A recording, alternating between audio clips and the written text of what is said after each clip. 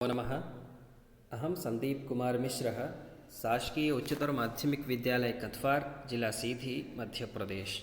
अद्य वयं सेमुषी संस्कृतकक्षा 9 इत्यस्य 10मः पाठः जटायोः शौर्यम् इति पाठं पठामः। जटायोः शौर्यम् इत्यस्य अर्थः जटायोः पराक्रमः, जटायु का पराक्रम। तो जटायु के पराक्रम से यह पाठ किस प्रकार से संबंधित है, आइए हम इस पाठ को पढ़ेंगे। सबसे पहले पाठ की प्रस्तावना को पढ़ेंगे। प्रस्तावना से हम पाठ के बारे में समझ जाएंगे कि पाठ किस अर्थ में है, क्या लिखा है। प्रस्तुतोऽयं पाठ्यांशः, प्रस्तुत यह पाठ्यांश महर्षि वाल्मीकि विरचितम, महर्षि वाल्मीकि के द्वारा रचित रामायणम इत्यस्य ग्रंथस्य, महर्षि वाल्मीकि ने एक ग्रंथ लिखा रामायण, और उस ग्रंथ के अरण्यकांडात् समुद्धृतोस्ति, अरण्यकांड से समुद्धृत किया गया है, उद्धृत किया गया है। प्रस्तुत यह जो पाठ्यांश है, यह पाठ्यांश यानी यह जो पाठ है, यह पाठ महर्षि वाल्मीकि के द्वारा रचित रामायण नाम का जो ग्रंथ है, उस ग्रंथ के अरण्य कांडात, रामायण में 7 कांड हैं, उन कांडों में से एक कांड है अरण्य कांड, अरण्य कांड से उद्धृत किया गया है। अत्र जटायु रावणयोः युद्धस्य वर्णनम अस्ति। इस पाठ में जटायु और रावण के युद्ध का वर्णन है। पक्षीराज जटायु, पक्षियों के राजा जटायु, पंचवटी कानने, यहाँ पश्च लिखा है, ये पंचवटी कानने, पंचवटी नाम के जंगल में विलपन्त्याः सीतायाः करुणक्रंदनम श्रुत्वा, विलाप करती हुई सीता के करुण क्रंदन को, करुण स्वर को श्रुत्वा यानी सुनकर, तत्र गच्छति वहाँ जाते हैं। सह सीतापहरणे निरतम रावणम, वह सीता के अपहरण में लगे हुए रावण को, तस्मात् उस कार्य से, निंद्यकर्मणः, तस्मात् निंद्यकर्मणः, उस निंदित कार्य से, निवृत्त्यर्थम रोकने के लिए, प्रबोधयति यानी उसको, उसका बोध कराते हैं, उसको कहते हैं कि ऐसा निंदित कार्य मत करो। परंच अपरिवर्तित मति ही, परंतु अपरिवर्तित मति ही यानी उसकी जो बुद्धि थी वह अपरिवर्तित हो चुकी थी। रावण, रावण तमेव अपसारयति, उस जटायु को ही हटा देता है, दूर कर देता है।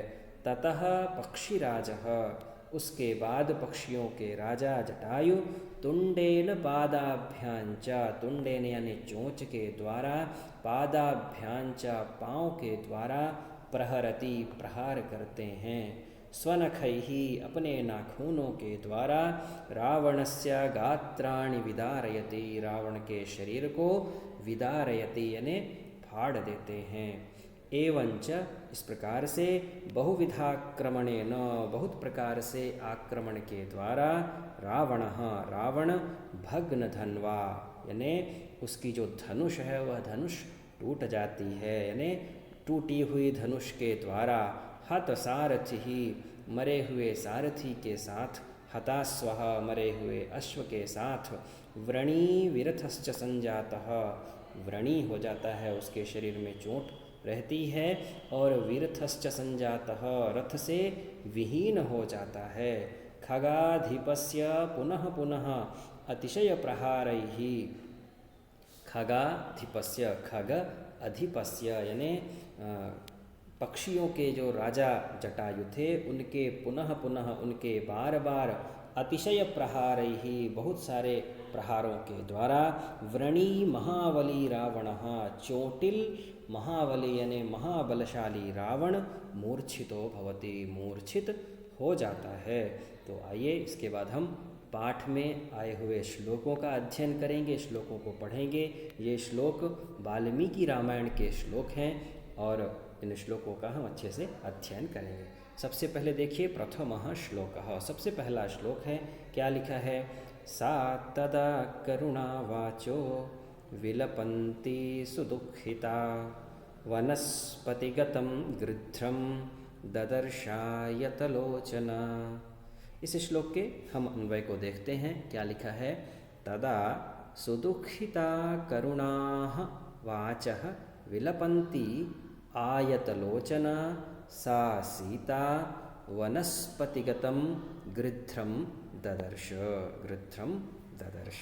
तदा यानी तब, जब रावण सीता को पंचवटी से अपहरण करता है और अपहरण करके पंचवटी से चल देता है, तब सुदुःखिता यानी अत्यंत दुखी, करुणावाचः करुणामयी वाणी से, विलपंती वाणी के द्वारा विलाप करती हुई, विलपंती आयत लोचना यानी बड़ी बड़ी आँखों वाली, सा सीता वह सीता, वनस्पतिगतम, वनस्पतिगतम यानी वृक्षे स्थितम वृक्ष पर बैठे हुए, गृद्धम ददर्श गृद्ध को देखती है, गृद्ध को देखती है, गृद्ध यानी जटायु को देखती है। क्या अर्थ हुआ उसका?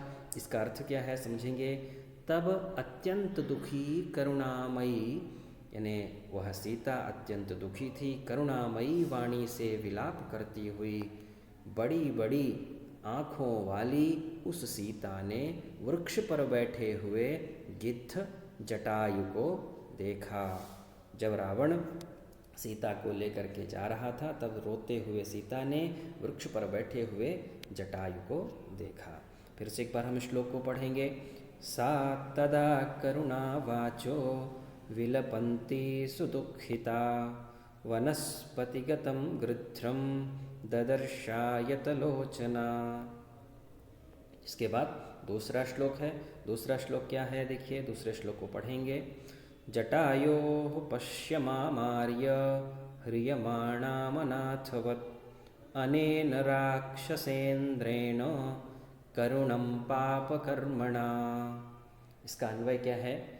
हे आर्य जटायो अनेन पापकर्मणा राक्षसेन्द्रेण अनाथवत् ह्रियमाणां मां करुणं पश्य। हे आर्य जटायो, हे आर्य आदरणीय जटायु, सीता कहती हैं, जब सीता ने वृक्ष पर बैठे हुए जटायु को देखा तो देखने के बाद कहती हैं, क्या कहती हैं? हे आदरणीय जटायु, अनेन पाप कर्मणा, इस पाप कर्म करने वाले राक्षसेन्द्रेण, राक्षस राज रावण के द्वारा, इस पाप कर्म को करने वाले राक्षसेन्द्रेण, राक्षस राज रावण के द्वारा, अनाथवत, अनाथ के समान, ह्रियमाणाम, अपहरण करके ले जाते हुए, माम करुणम पश्य, मुझ दुखी को देखो। सीता कहती हैं कि हे आर्य जटायु, इस पाप कर्म करने वाले राक्षस राज रावण को देखो, जो कि अनाथवत यानी अनाथ के समान, ह्रियमाणाम हरण करके ले जाती हुई, माम करुणम पश्य, मुझ दुखी को देखो। इसका अर्थ देखिए, नीचे लिखा है, हे आदरणीय जटायु, इस पाप कर्म करने वाले राक्षस राज रावण के द्वारा अनाथ के समान अपहरण की जाती हुई मुझ दुखी को देखो। इस प्रकार से दूसरे श्लोक में सीता जटायु से कहती है। तीसरे श्लोक में देखिए क्या लिखा है। तृतीयः श्लोकः। तं शब्दम् अवसुप्तस्तु जटायुरथ शुश्रुवे निरीक्ष्य रावणं क्षिप्रं वैदेहीं च ददर्शसः। इसके बाद श्लोक का अन्वय है। अथ सः अवसुप्तः जटायुः तो तं शब्दं शुश्रुवे रावणं निरीक्ष्य क्षिप्रं वैदेहीं ददर्श च।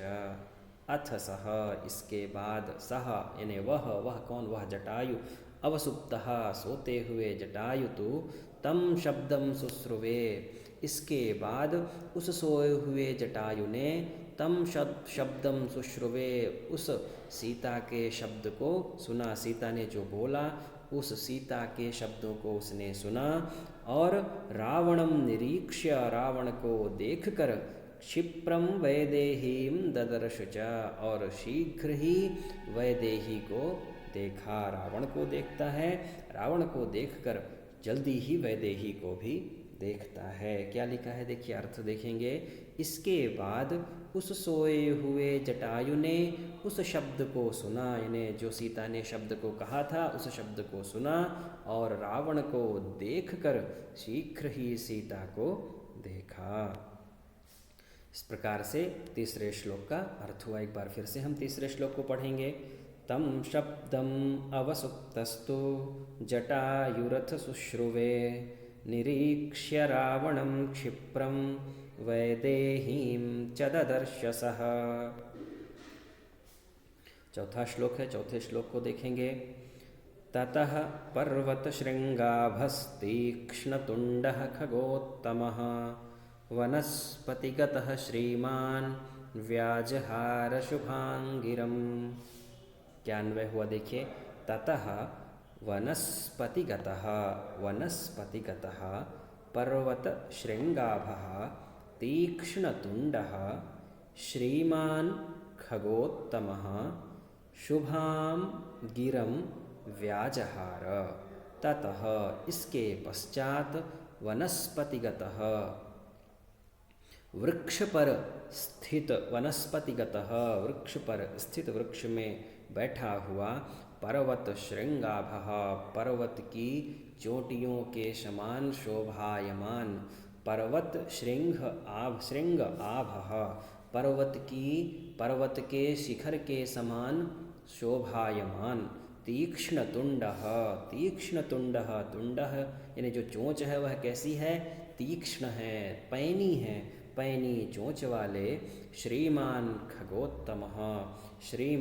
खगोत्तमः खगों में श्रेष्ठ, खगों में उत्तम शुभां गिरं व्याजहार शुभ वाणी को बोलते हैं, शुभ वाणी में कहा, सुंदर वाणी में कहा। क्या अर्थ है देखिए, इसका अर्थ समझेंगे।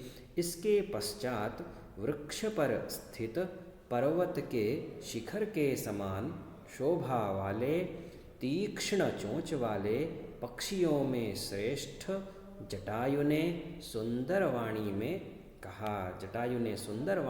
कहा। चौथे श्लोक को एक बार फिर पढ़ेंगे। क्या लिखा है। ततः पर्वतशृङ्गाभस्तीक्ष्णतुण्डः खगोत्तमः वनस्पतिगतः श्रीमान् व्याजहार शुभांगिरम्। इसके बाद पांचवें श्लोक का हम अध्ययन करेंगे। क्या लिखा है देखिए। निवर्तय मतिं नीचां परदाराभिमर्शनात् न तत्समाचरेद्धीरो यत्परोस्य विगर्हयेत्। अन्वय है इस श्लोक का, अन्वय पढ़ेंगे। क्या लिखा है।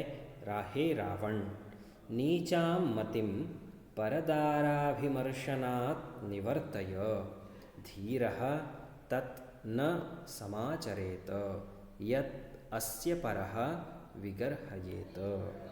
अर्थ क्या है इसका देखिए। हे रावण, अरे रावण, नीचां मतिम नीच बुद्धि को परदाराभिमर्शनात् दूसरे की स्त्री के स्पर्श से निवर्तय रोको। जब जटायु देखता है कि रावण सीता का अपहरण कर रहा है तो जटायु सुंदर वाणी में, शुभ वाणी में बोलता है, अच्छी बात बोलता है। क्या कहता है। हे रावण, नीचां मतिम यानी नीच बुद्धि को परदाराभिमर्शना तो दूसरे के स्त्री के स्पर्श से निवर्तय, स्पर्श से रोको। धीरः तत् न समाचरेत धीरः धैर्यवान, बुद्धिमान, जो बुद्धिमान पुरुष होता है, बुद्धिमान व्यक्ति होता है, धैर्यवान व्यक्ति होता है, तत् न समाचरेत वह ऐसा आचरण नहीं करता, यत् अस्य परः विगर्हयेत ऐसा आचरण नहीं करता जिससे अस्य परः यानी दूसरे लोग विगर्हयेत जिससे इसकी दूसरे लोग निंदा करें, विगर्हयेत अपशब्द बोलें। इस प्रकार से कार्य धैर्यवान व्यक्ति नहीं करता है, बुद्धिमान व्यक्ति नहीं करता है। नीचे देखिए अर्थ लिखा है। हे रावण, नीच बुद्धि को पराई स्त्री के स्पर्श से रोको, निवर्तय। क्योंकि बुद्धिमान मनुष्य को वह आचरण नहीं करना चाहिए जिससे इसकी दूसरी लोग निंदा करें। इस प्रकार से जटायु रावण को समझाते हैं। एक बार फिर से हम 5वें श्लोक को पढ़ेंगे। निवर्तय मतिम नीचाम परदाराभिमर्शनात् न तत्समाचरेत् धीरो यत्परोस्य विगर्हयेत्। इसके बाद 6वें श्लोक को पढ़ेंगे। 6वें श्लोक में क्या लिखा है देखिए। वृद्धोऽहं त्वं युवा धन्वी सरथः कवचीशरी न चाप्यादाय कुशली वैदेहीं मे गमिष्यसि। अन्वयः, अन्वय क्या है। अहम जटायुः वृद्धः वृद्धोऽहं, क्या लिखा है देखिए। अहम यानी मैं, जटायुः मैं जटायु, वृद्धः वृद्धः यानी वृद्ध हूँ। त्वं तु सरथः कवची शरी युवा अपि च मे जीवतः वैदेहीम् आदाय कुशली न गमिष्यसि। अहम जटायुः मैं जटायु, वृद्धः यानी मैं जटायु वृद्ध हूँ, मैं वृद्ध हूँ। त्वं तु सरथः परंतु तुम सरथः रथ के साथ हो, कवची कवच को धारण करने वाले हो, शरी यानी बाणों से युक्त हो, युवा और युवा भी हो, अपि च मे फिर भी, मैं जीवतः यानी मेरे रहते हुए या मेरे जीवित, वैदेहीम सीताम यानी वैदेही यानी सीता को, आदाय लेकर, कुशली न गमिष्यति कुशल पूर्वक नहीं जा सकते हो, सकुशल नहीं जा सकते हो। इस प्रकार से जटायु रावण को कहते हैं। फिर से इसका अर्थ देखिए, नीचे लिखा है। हे रावण, मैं जटायु बूढ़ा हूँ, मैं जटायु वृद्ध हो गया हूँ, और तुम रथ के साथ कवच धारण किए हुए, बाणों को लिए हुए हो और जवान भी हो, फिर भी मेरे जीवित रहते तुम सीता को लेकर सकुशल नहीं जा सकते हो। इस प्रकार से जटायु रावण को कहते हैं। 6वें श्लोक को फिर से पढ़ेंगे।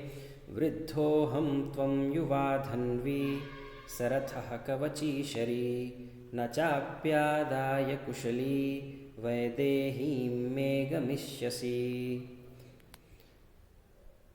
7वां श्लोक है। 7वें श्लोक को पढ़ेंगे।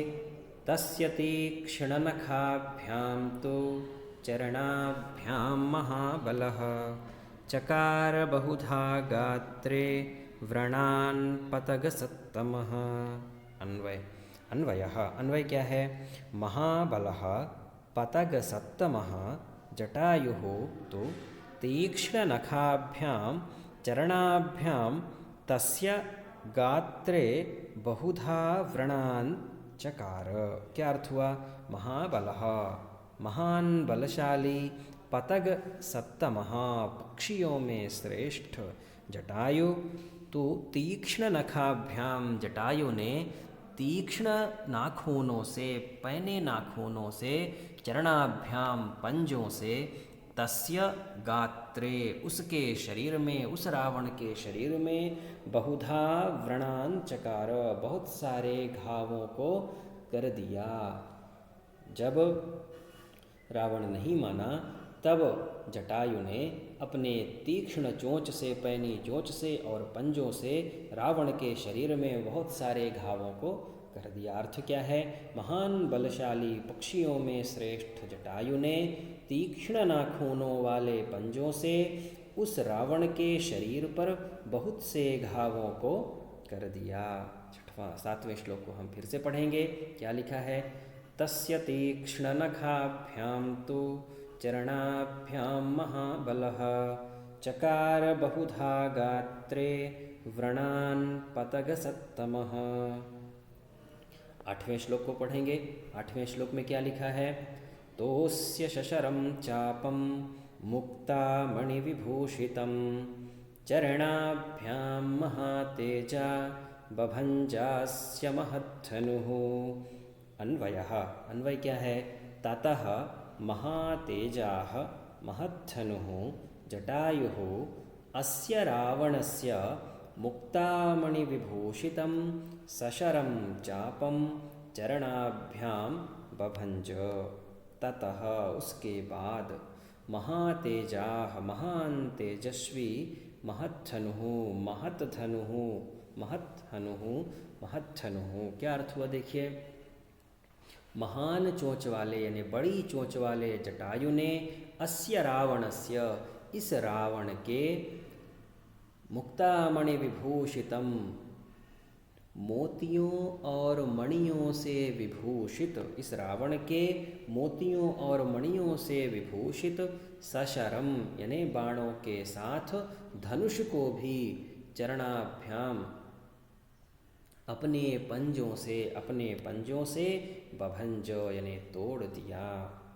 ततः उसके बाद महान तेजस्वी बड़ी चोंच वाले जटायु ने इस रावण के मोतियों और मणियों से विभूषित सशरम यानी बाणों के साथ धनुष को भी अपने पंजों से तोड़ दिया। क्या अर्थ है देखिए, उसके बाद महान तेजस्वी बड़ी चोंच वाले जटायु ने अपने पंजों से इस रावण के मोतियों और मणियों से सुसज्जित बाणों से युक्त धनुष को तोड़ दिया। एक बार फिर से हम 8वें श्लोक को पढ़ेंगे। तोस्य शशरम चापम मुक्ता मणिविभूषितं चरणाभ्यां महातेजा बभंजास्य महत्थनुः। इसके बाद 9वां श्लोक है, 9वें श्लोक को पढ़ेंगे। क्या लिखा है देखिए, सभग्न धन्वा विरथो हताश्वो हतसारथिः तलेनाभिजघानाशु जटायुं क्रोधमूर्छितः।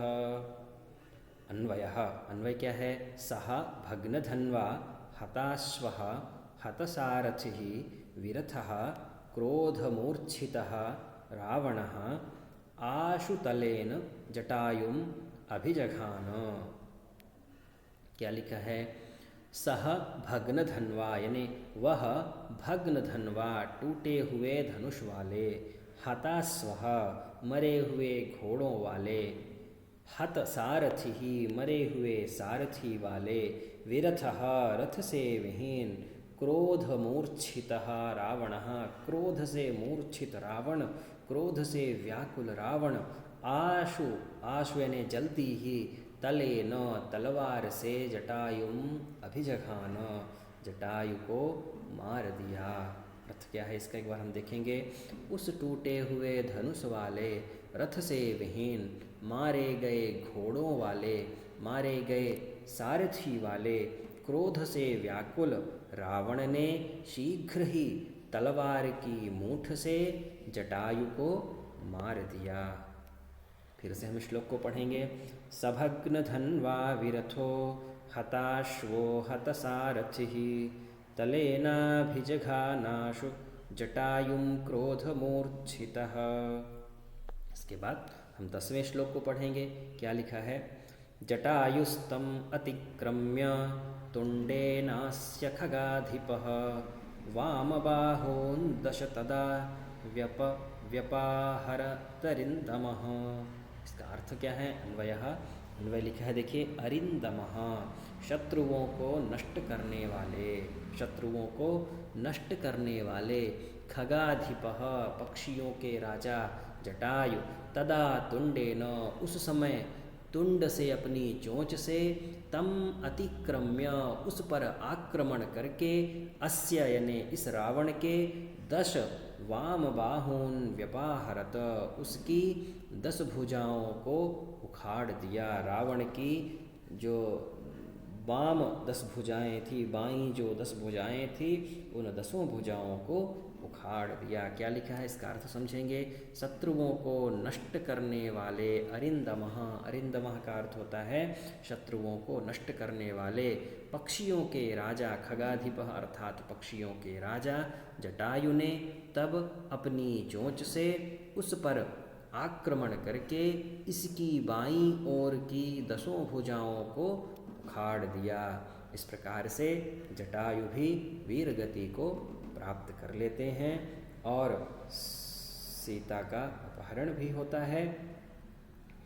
इस प्रकार से आशा है आपको यह पाठ समझ में आया होगा। तब तक के लिए आप सभी को नमो नमः।